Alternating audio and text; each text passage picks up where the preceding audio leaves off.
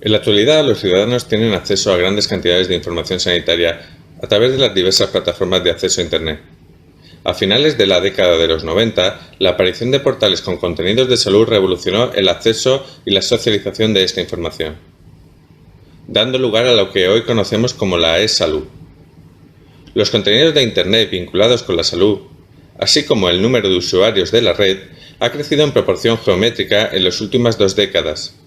La creciente omnipresencia de la tecnología móvil y la velocidad con que dicho crecimiento se ha dado nos ha afectado en nuestra forma de vivir y de comunicarnos.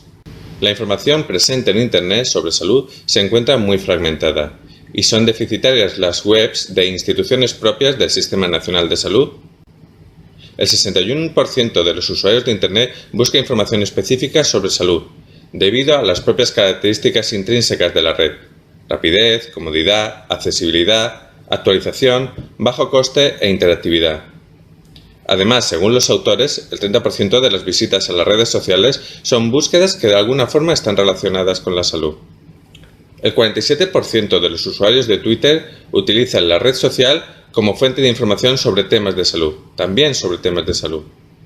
Destaca una importante diferencia en cuanto al género de los tuiteros, ya que solo el 36% de los hombres usa Twitter para informarse sobre salud, mientras que esa cifra asciende al 59% en las mujeres.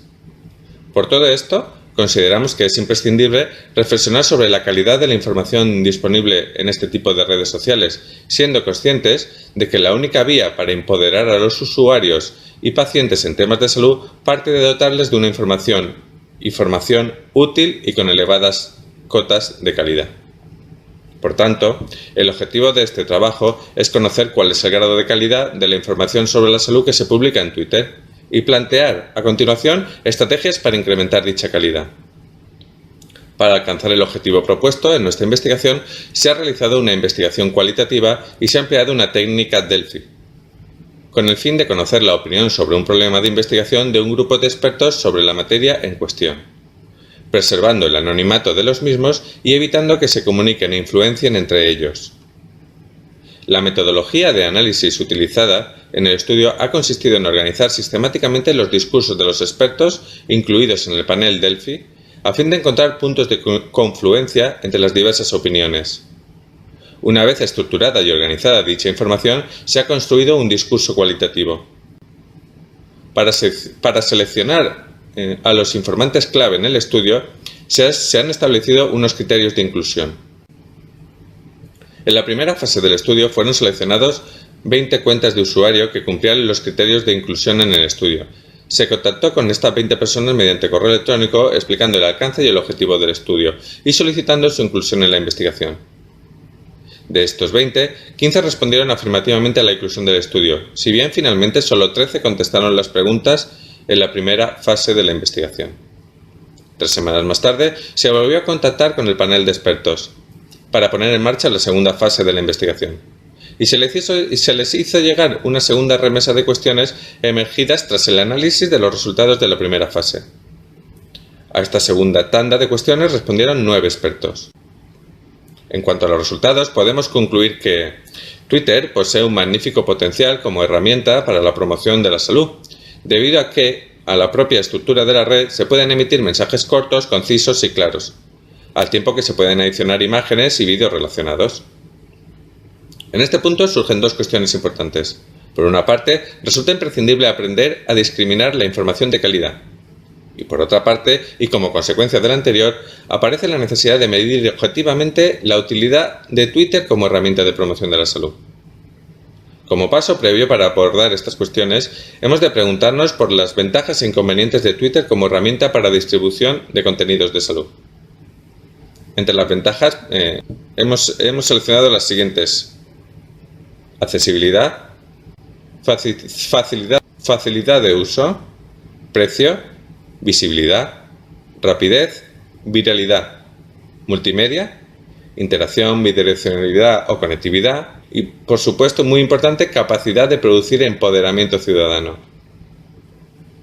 Y entre los inconvenientes que se nos plantean son los siguientes: existencia de ruido, de trolls, de déficit en el contraste de informaciones o intoxicaciones, Tiene un público disperso y heterogéneo, se carece de una uniformidad en cuanto a los grupos etarios o las cohortes de usuarios, los mensajes son efímeros, el usuario se encuentra sometido a un filtrado de contenidos, atendiendo a criterios económicos y publicitarios de la red, los 140 caracteres son insuficientes, hay poco espacio, no existe una jerarquía de contenidos y requiere de la iniciativa personal de los usuarios para la puesta en marcha de proyectos.